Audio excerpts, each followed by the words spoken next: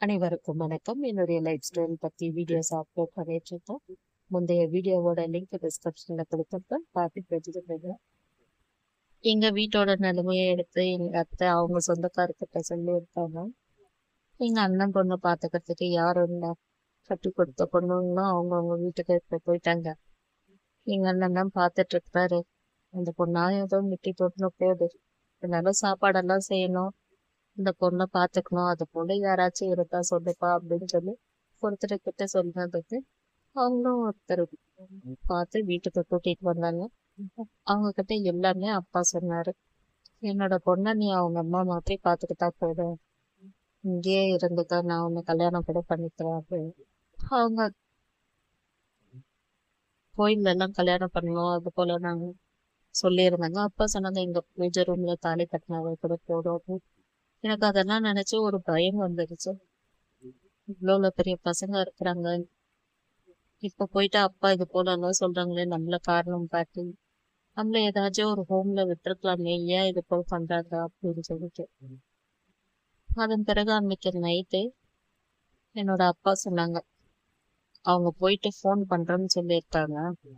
அவங்க எல்லாம் எதுவும் ஒத்துக்க மாட்டாங்கன்னு நினைக்கிறேன். ஏன்னா அவங்க என்னோட கை கால்ல உதட்டுல எல்லாம் இந்த மாதிரி வெள்ளை வெள்ளையா இருக்கிறது, அது என்னதுன்ட்டு எல்லாம் கேட்டுட்டு இருந்தாங்க. ஒத்துக்க மாட்டாங்கன்னு தான் நினைக்கிறாங்க. முன்னால யாருமே இந்த வீட்டுக்கு வர மாட்டாங்க அப்படின்ட்டு சொல்லிட்டு. ஆனா இன்னைக்கு இவங்கெல்லாம் வந்து போனாங்கன்ற விஷயம் உன் கூட பிறந்தவங்களுக்கு யாருக்காச்சும் ஒருத்தர்கிட்ட சொல்லிட்டீங்கன்னா நான் அப்பவே வெட்டி போட்டுருவேன், என்ன யாரும் வச்சு கஞ்சி ஊத்த மாட்டாங்க, அப்பன் சொல்ற பேச்சதான் நீ கேட்கணும், இல்லைன்னா நைட்டோட நைட்டாவே சாவடிச்சிடும் உன்னை அப்படின்ட்டு சொல்லிடுங்க. நான் எப்ப சொல்றேன்ட்டு மனசுல நினைச்சிட்டு அமைதியா ஆயிட்டேன். இது எப்படியா இருந்தாலும் தெரியும், முதல்ல அப்பாவை யாரும் கல்யாணம் பண்ணிக்க மாட்டாங்க அப்படின்ட்டு நான் யோசிச்சுட்டே இருந்துட்டேன். என்ன இவ்வளோ மிரட்டி எவ்வளோ பண்ணாரு. மறுநாள் மதியம், அது ஒரு சனிக்கிழமை, அப்போ என்னோட தம்பி வீட்டுக்கு போயிட்டு எல்லா விஷயத்தையும் இவரே சொல்லிட்டாரு. நான் சொல்ல வேண்டியதெல்லாம் அவரா சொல்லிட்டாரு. அவ்வளவுதான், அன்னைக்கு சாயந்தரமே வீட்டுல சண்டை ஆச்சு. உனக்கு பேரம் பேத்தி எல்லாம் ஆயிடுச்சு, அதுங்களே இப்ப இவ்வளவு பெரிய பசங்களா வளர்ந்துடுச்சு, உனக்கு இப்ப போயிட்டு கல்யாணம் வேணுமா? அதுதான் ஒருத்தர் மாத்தி ஒருத்தர் எல்லாம் பாத்துட்டு இருக்கிறாங்கல்ல. சரி, அதை பாத்துக்கிறதுக்கு நீங்க எல்லாம் இருக்கிறீங்க, எனக்குன்னு ஒரு ஆள் தேவை இல்ல. எனக்கு ஹார்ட் பேஷண்ட், எனக்கு திடீர்னு செக் பண்ணி வேணும், அதுக்கெல்லாம் நான் என்ன பண்ணுவேன் அப்படின்ட்டு இப்படி பிளேட்டை மாத்திட்டாரு. அப்போ அவங்க எல்லாரும் சொன்னாங்க, ஏன் கரண்ட் அடுப்பு வாங்கி இங்கே பக்கத்துலயே வச்சுக்கோ, பிளாஸ்க்ல தண்ணி காய்ச்சி வச்சுக்கோ, உன்னை விட முடியாதவங்க எல்லாம் எவ்வளவு பேரெல்லாம் இருக்காங்க, இதெல்லாம் என்ன வேலை அப்படின்னு சொல்லி ரொம்ப சண்டை வந்துச்சு. உடனே அவரு ஒரு வார்த்தையை விட்டுட்டாரு, உங்களுக்கெல்லாம் சொத்து போயிடுதுன்ட்டு கஷ்டம், அதனாலதான் எனக்கு இது போல எல்லாம் ஒத்துக்க மாட்டேன்றீங்களா அப்படின்னு. ஆனா இது இருக்கிறதே ஒரு வீடு தான், கேக் வெட்டினா கூட எல்லாருக்கும் கொஞ்சம் கொஞ்சம் நிறைய கிடைக்கும், ஆனா இது ரொம்ப சின்ன வீடு, இதுல போயிட்டு என்ன சொத்து வரப்போகுது? நான் எங்க அப்பா எதையுமே ஒத்துக்கவே இல்லை. அப்புறம் சண்டை முடிஞ்சு அவங்கவுங்க வீட்டுக்கு போயிட்டாங்க. சாயந்தரம் டீ குடிக்கும் போது எங்க அப்பா சொன்னாரு, பாத்தியா, வராதுக்கு முன்னாடி என்னென்னலாம் பண்றாங்க, வந்துட்டா என்னென்ன பண்ணுவாங்க பாரு, இது பாரு, நேத்து சொன்னதுதான் உனக்கு இப்பயே சொல்றேன், யாரும் உன்னை வச்சு கஞ்சி ஊத்த மாட்டாங்க, உன் தம்பிக்காரனே உன்னை எத்தனை போய் கூட வித்துட்டு வந்துருவான், இல்ல அடிச்சு போட்டுருவான் அப்படின்ட்டு எல்லாம் சொன்னாங்க. நான் எதையுமே காதுல கேட்காத கீழே குனிஞ்சிட்டு போன் பார்த்துட்டு இருந்தா அடிச்சு மண்டையை உடச்ச நம்ம காதுல கொடுத்து கேட்கறியா பத்தியா நான் சொல்றத, அப்ப உனக்கு கூட விருப்பம் இல்லைன்னு தானே அர்த்தம் அப்படின்னாங்க. நான் எதுவுமே வாய் திறக்கவே இல்லை. அதுக்கப்புறம் மறுநாள் என்னுடைய அத்தை, அவங்க சொந்தக்காரருக்கு ஏதோ ஃபங்க்ஷன் சொல்லிட்டு கேஜிஎஃப்ல இருந்து கார்ல வந்திருந்தாங்க. தங்காம இருக்கிறதால எங்க அத்தை ரோட்ல இருந்தே எங்க அப்பா ஒரு இடத்துக்கு வர சொல்லிடும், அங்க போயிட்டு அப்பா ரோட்ல பாத்துட்டு வந்துட்டாங்கன்னா அப்படியே அத்தை கிளம்பி போயிடும். என்னைக்கு எங்க அம்மா இறந்து போயிட்டாங்களோ அதுக்கப்புறம் எங்க அத்தை எங்க வீட்டுக்கு எல்லாமே வர்றது கிடையாது. அப்ப எங்க அப்பா ரோட்டுக்கா போயிருந்தாரு அத்தையெல்லாம் பாத்துட்டு வர்றதுக்காக. அதுக்குள்ள என்னுடைய தம்பிக்கு யாரோ சொல்லிட்டு இருக்காங்க, உங்க அப்பா அப்படித்தான் ரோட்டுக்கு வந்தாங்க. இவன் வந்து 1 மணி நேரமா எங்க ஊர்ல இருக்கிற கோயிலுங்க எல்லாம் அங்கங்க போயிட்டு எல்லாம் பார்த்துட்டு இருந்தது. இது எனக்கு தெரியாதா. அதுக்கப்புறம் எனக்கு ஃபோன் பண்ணான். ஏய், எங்க போய்க்கிறாங்க அவங்க? நானும் எல்லா இடத்துலயும் தேடிட்டேன். நான் சொன்னேன், நீ ஏன்டா தேடி நிக்கிற? அவங்க அத்தையும் வந்துக்கிறாங்க, அதை பாக்குறதுக்கு தான்டா போயிருக்கிறாங்க. ஏன் வந்தவங்க ஏன் வீட்டுக்கு வரதுங்க? ஏன் ரோட்லயே போயிட்டு பாக்குறாங்க? எனக்கு என்னவோ சந்தேகமா இருக்குது. என்னடா சந்தேகம் உனக்கு அப்படின்னு கேட்டேன். இல்ல, அத்தனமும் வந்துருக்குது, அப்பாவும் இப்போ இங்க இல்ல. ஒருவேளை அப்பா போயிட்டு கோயில்ல எதுனா கல்யாணம் பண்ணிட்டாங்களோ தெரியல. ஆனா நானும் எல்லா கோயில்லையும் தேடி பார்த்துட்டேன், எங்கேயுமே ஆள் இல்ல. உங்களெல்லாம் நம்பவே முடியாது ஜெயா அப்படின்ட்டு சொன்னேன். சேச்சா, அப்படியெல்லாம் பண்ண மாட்டாங்கடா அப்படின்னு. நீ இன்னமும் எதுவுமே தெரியாம இருக்கிற. அவங்களுக்கு போயிட்டு இந்த மாதிரி மூளெல்லாம் வேலை செய்யுதுன்னா எனக்கு ஆச்சரியமா இருக்குது, அவங்க நேற்று பேசினதெல்லாம் அப்படின்னு. சரி விட்றா, அதெல்லாம் இருக்காது. அத்தை வந்து ஏதோ ஒரு ஃபங்க்ஷனுக்கு வந்துச்சு, நம்ம அம்மா இறந்ததுல இருந்து அது வீட்டுக்கு வரது இல்லடா அப்படின்ட்டு நான் சொல்லிட்டேன். சரி வந்துட்டாங்கன்னா எனக்கு ஒரு ஃபோன் பண்றியா அப்படின்னு. சரின்ட்டு நானும் சொல்றேன். அதுக்கப்புறம் அப்பாவும், எங்கப்பா போயிட்டு இருந்த நீ அப்படின்னு கேட்டா, அந்த கார் எடுத்துட்டு அங்க நிறுத்திட்டு இருந்தோம்மா, அங்க போயிட்டு வந்தேன். ஏன் அப்படின்னு. இல்ல இல்ல, சும்மாதான், யாரோ நீ அங்க ரோட்கா போனேன்னு சொன்னாங்க, இந்த பக்கம் போனேன்ட்டு அப்படி நான் மாத்திட்டேன். நீ போனதை பாத்துக்கிறாங்க, அதுக்குதான் கேட்டேன் அப்படின்னு. அதுக்கப்புறம் எதுவுமே அவரு பேசல. உங்க அத்தை போயிடுச்சு, பாவம் இந்த பக்கம் வந்து ஒரு வாய் தண்ணி குடிக்கிறதுக்கே கிடையாது, அப்படி இப்படிலாம் பேசாம இப்படியே ஒரு 4 நாள் போயிடுச்சு. கரெக்டா புதன்கிழமை அன்னைக்கு காலையில எங்க அப்பா சீக்கிரம் எழுந்துரு, ரெடி ஆகும், நான் வேலூருக்கு போனோம் அப்படின்ட்டு சொன்னாரு. டீ எடுத்துட்டு வந்து கொடுத்துட்டு நல்ல நேரம் பார்த்துட்டு இருந்தாரு.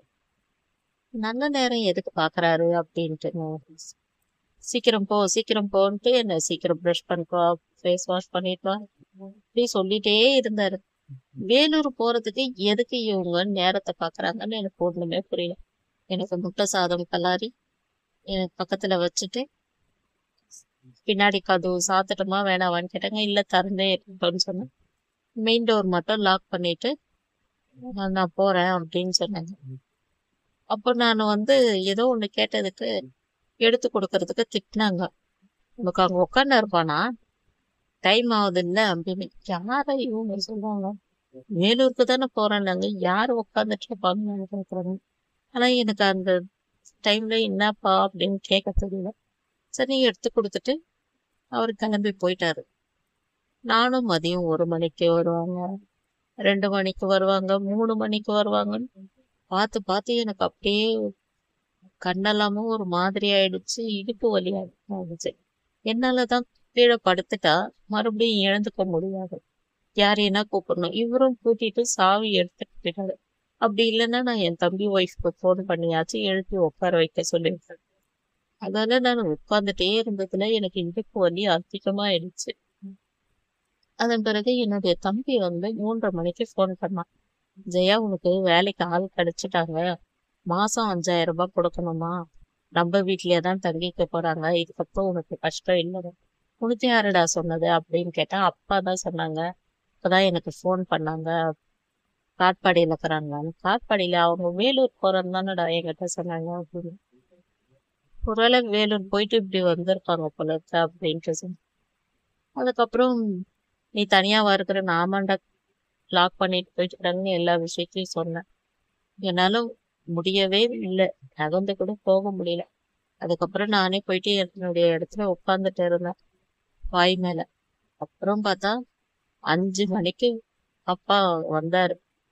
வரும்பொழுது பார்த்தா அன்னைக்கு வந்து போனாங்களே அவங்க இருக்கிறாங்க. கையில கட்ட பையில ஃபுல்லா ட்ரெஸ். 2 பேரும் வந்தாங்க. இவங்க வந்தவங்க என் பக்கத்துல வந்து உட்கார்ந்தாங்க. எங்க அப்பா அங்க ஹால்ல சேர்ல உட்கார்ந்தாரு. எனக்கு என்ன பண்றதுன்னே ஒன்றும் புரியல. இன்னைக்கு வேலைக்கு ஆள் வராங்க, கூட்டிட்டு வராங்கன்னு சொன்னா, இவங்க வந்திருக்கிறாங்க இன்னைக்கு. அன்னைக்கு இவங்க தானே வந்து பொண்ணு சொன்னாங்க அப்பா, இவங்கதான் அது அப்படின்னு சொன்னாங்க. கல்யாணம் பண்ணிக்கிறதுன்னு எனக்கு ஒண்ணுமே புரியல. நான் அப்படியே கொஞ்சம் கொஞ்சமா செவுத்துக்கா சாஞ்சு பின்னுக்கு உட்காந்து அவங்க கழுத்தை ஃபர்ஸ்ட் செக் பண்ணேன். ஆனா பார்த்தா தாலி கயிறு இருக்கு. ஆனா புது தாலி கயிறு கிடையாது. நார்மலா தாலி கயிறு தான் இருந்துச்சு. அதுக்கப்புறம் அப்படியே ஃபோன் பாக்குற மாதிரியே கீழே ஹால் பார்த்தேன். ஹால்லயும் மெட்டி இருந்துச்சு.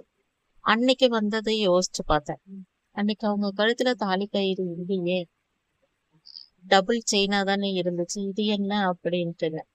அதுக்கப்புறம் இன்னும் கொஞ்சம் பின்னுக்கு தள்ளி உட்காந்து பார்த்தா அவங்களோட தலைமுடி இப்படி ஒதுங்கின பிறகு பார்க்கும்பொழுதுதான் எனக்கு தெரிஞ்சிச்சு, நார்மலா கடையில விற்கிற இந்த முறுக்கு தாலி கயிறை வாங்கி இவங்க கோவில்ல கல்யாணம் பண்ணிருக்காங்கன்னு நானே கண்டுபிடிச்சிட்டேன். எப்படின்னா அந்த முடிச்சு போட்டிருக்காங்க, அந்த முடிச்சு எல்லாம் அப்படியே நீட்டா அப்படியே விட்டுட்டு இருக்காங்க. சந்தேகம் வரக்கூடாதுன்றதுக்காக மாலையெல்லாம் கோயில்லயே வச்சுட்டு வந்துட்டு இருக்காங்க. இதுதான் நடந்தது. இவங்க வந்து ஒரு 1/2 மணி நேரத்துக்கெல்லாம் என்னுடைய தம்பி எனக்கு ஃபோன் பண்ணான். ஜெயா வீட்டுக்கு யார் வந்திருக்கிறதுன்னு. அவன் வந்திருக்காங்கடா அப்படின்னு. உங்ககிட்ட பேசினாங்களா? பக்கத்துல தாங்கிறாங்க, நான் போன்ல விளையாடிட்டு இருக்கேன். நான் கேட்கறதுக்கு மட்டும் அப்படின்னு மட்டும் பதில் சொல்லு அப்படி. சரி, அவங்க எதனா கல்யாணம் எல்லாம் பண்ணி வந்த மாதிரி உனக்கு தெரியுதான்னு கேட்டான். எனக்கு தெரியுதுன்னும் சொல்ல முடியல, ஏன்னா ரொம்ப பக்கத்திலேயே இருக்காங்க. மாலை எல்லாமும் எதுவும் இல்லை. எதுவுமே தெரியாத ஒருத்தர் மேல எப்படி நம்ம பழி போட்டு எனக்கு ஒண்ணுமே தெரியல, நீ வா வீட்டுக்கு பேசிக்கலாம் அப்படின்ட்டு நான் மெசேஜ் பேசுற மாதிரியே தான் இருக்கும். ஆனா நான் நார்மல் மெசேஜ் அவனுக்கு பண்ணிடுவேன். வாட்ஸ்அப் வரலன்னா கூட நார்மல் மெசேஜ்ல அவனுக்கு நான் என்ன பேசுறேனோ அதை அப்படியே டைப்பிங்ல அனுப்பிட்டே இருப்பேன். ஆனா இவங்களுக்கெல்லாம் நான் கேம் ஆடுறதாதான் தெரியும். ஆனா எனக்குள்ள மனசுல பயம் வந்துருச்சு, அப்பா கல்யாணம் பண்ணிட்டாங்கன்றத கன்ஃபார்மே நான் பண்ணிட்டேன். அன்னைக்கு வந்ததையும் இப்ப இருக்கிறதையும் அதையும் யோசிச்சு யோசிச்சு பார்த்து நான் கண்டுபிடிச்சிட்டேன். இதை யாருக்குமே என்னால சொல்ல முடியல. அமைதியா அன்னைக்கு சாப்பிட்டு படுத்துட்டேன். படுக்கிறதுக்கு போறதுக்கு முன்னாடி நான் ரெஸ்ட் ரூம் போயிட்டு வந்தேன். ரெஸ்ட் ரூம் போகும்பொழுது 2 பேரும் ஹால்ல தான் இருந்தாங்க. நான் போயிட்டு வர்றதுக்குள்ள பார்த்தா அவங்க வந்தவங்க என்னோட அப்பா ரூம்ல தான் இருந்தாங்க. அப்பாவே நான் கன்ஃபார்ம் பண்ணிட்டேன். சந்தேகத்துல கரெக்டா ஆயிடுச்சு, இவங்க கல்யாணம் மட்டும்தான் பண்ணி இருக்கிறாங்க, வேலைக்காக வரல. அப்பா எல்லாரையுமே ஏமாத்திட்டாரு அப்படின்னு தெரிஞ்சுட்டு நான் வந்து அமைதியா அந்த செவத்துக்கிட்ட உட்காந்துன்னு அழ ஆரம்பிச்சுட்டேன். எங்க அம்மாவை அவ்வளோ சீக்கிரம் மறந்துட்டாரே. அவர் ஒன்னும் பாசம் வச்சுட்டே இல்லை, இருந்தாலும் இவ்வளோ பெரிய பசங்க எல்லாம் இருக்கிறாங்க, என்னுடைய காரணத்தை காட்டி இப்படி கல்யாணம் பண்ணிட்டாரே அப்படின்னு. உடனே அவங்க வெளியிட்டு வந்துட்டியா நீ அப்படின்னாங்க. நான் எதுவுமே பேசவே இல்லை. அதுக்கப்புறம் அமைதியா நான் படுத்துட்டு அழுதுட்டே இருந்தேன். அந்த டைம்க்கு என்னுடைய தம்பி மறுபடியும் ஃபோன் பண்ணான். நீ எங்க இருக்கிற, அவங்க 2 பேரும் எங்க இருக்காங்கன்னு. ஆனா நான் பொய் தான் சொல்லிட்டேன் எங்க தம்பி கிட்ட. அவங்க 2 பேரும் உள்ள இருக்காங்கன்ட்டு நான் சொல்லலை. அவங்க இங்க படுத்துட்டு இருக்காங்க, நான் இங்க படுத்துக்கிறேன், அப்பா ரூம்ல இருக்கிறாங்க அப்படின்ட்டு சொல்லிட்டேன். ஆனா அவங்க 2 பேரும் அங்க உள்ளதான் இருந்தாங்க. அந்த டைம்ல அவன் வச்சுட்ட பிறகு என்னுடைய பெரிய தங்கச்சி எனக்கு ஃபோன் பண்ணாங்க. அப்பதான் நான் என் பெரிய தங்கச்சிக்கு மட்டும்தான் உண்மையே சொன்னேன். நானு இப்பவே எனக்கு நம்பவும் முடியல, இருந்தாலும் நம்பாம இருக்கவும் முடியல. அவங்களுக்கு 2 பேருக்கு கல்யாணம் ஆயிட்டுக்கிற மாதிரிதான் தெரியுது அப்படின்னு சொல்லி எல்லா விஷயத்தையும் சொன்னேன். இப்ப அவங்க ரூம்ல இருக்காங்க. அப்ப அவங்களுக்கு கல்யாணம் ஆயிடுச்சுன்னு தானே அர்த்தம். எனக்கு என்ன பண்றதுன்னே தெரியல. உடனே என்னுடைய தங்கச்சி ரொம்ப பயந்துச்சு. எங்க வீட்டுக்கு தெரிஞ்சா என்ன ஆகும், இல்ல தங்கச்சி வீட்டுக்கு, தம்பி வீட்டுக்கெல்லாம், அவங்க மாமியார் வீட்டுக்கெல்லாம் தெரிஞ்சா என்ன ஆகும் சொல்லு. ஏன் இந்த மாதிரி அவங்களுக்கு புத்தி போச்சு, நாங்கெல்லாம் ஒருத்தர் பார்த்துக்கிட்டோம்ல, ஏன் தான் இந்த மாதிரி எல்லாம் புத்தி போச்சோ, அவங்களுக்கு இதனாலதான் செய்யும், செலவாகுதுன்னு சொல்லி எங்க எல்லாரையும் தொத்துனதே இதுக்காக தான். உன்னை காரணம் காட்டி அப்பா இந்த மாதிரி பண்ணிட்டாங்க, எல்லாரையும் சொன்னாங்க. அந்த பொண்ணை வச்சு கேம் விளையாடுறீங்கன்னு சொல்லி இன்னைக்கு அப்பா தான் உன்னை வச்சு கேம் விளையாடிட்டாங்க அப்படின்னு சொன்னோன்னு எனக்கு பயமா இருக்கு அப்படின்னு. நான் காலையில ஃபோன் பண்றேன், நீ அமைதியா படுத்துக்கோ அப்படின்னு சொல்லிச்சு. அதுக்கப்புறம் படுத்தாலும் எனக்கு தூக்கம் வரல. இதே என்னுடைய பெரிய தங்கச்சி ஃபர்ஸ்ட்ல சொன்னதெல்லாம் யோசிச்சு பார்த்தேன். அப்பா, நீ மட்டும் கல்யாணம்னு ஒண்ணு பண்ணன்னு வச்சுக்கோ, நீ பண்ணிக்கோ, வேற எங்கன்னா போ, ஆனா இந்த வீட்டுக்கு வரக்கூடாது. அப்படியே அவங்க இந்த வீட்டுக்கே வந்தாலும் என்னோட அக்காவை ஒரு சீ போ வான்னு பேசக்கூடாது. ஏன்னா எங்க அம்மா அத்தை எப்படி வச்சிருந்தாங்கன்னு எனக்கு தெரியும். அவங்க ஏதாச்சும் ஒரு வார்த்தை பேசுனாங்கன்னா அப்படியே தலைமுடியை பிடிச்சு நடு தெருவுல இழுத்து போட்டுருவேன் அப்படின்ட்டு. நீங்கெல்லாம் என்ன வராதுக்கு முன்னாடியே இப்படிலாம் பேசுறீங்க, அப்படியெல்லாம் நான் விட மாட்டேன் அப்படின்ட்டு எல்லாம் பேசி இருந்தாரு. அவரை சொல்லி ஒரு 1.5 மாசத்துக்கெல்லாம் இது போல அவர் பண்ணிடுவே. உண்மையா அது எங்க அப்பான்ற அவர் மேல ரொம்ப மரியாதை வச்சிருந்தேன். என்னைக்கு அவர் இது போல பண்ணிடுவே, அவர் மேல இருந்த மரியாதையே போயிடுச்சு. இதுக்கப்புறம் தான் என்னுடைய லைஃப்ல என்ன ஆச்சுன்றத பத்தி தெரிஞ்சுக்கணும்னா அடுத்த வீடியோல சொல்றேன். இந்த வீடியோ பிடிச்சிருந்தா லைக் பண்ணுங்க.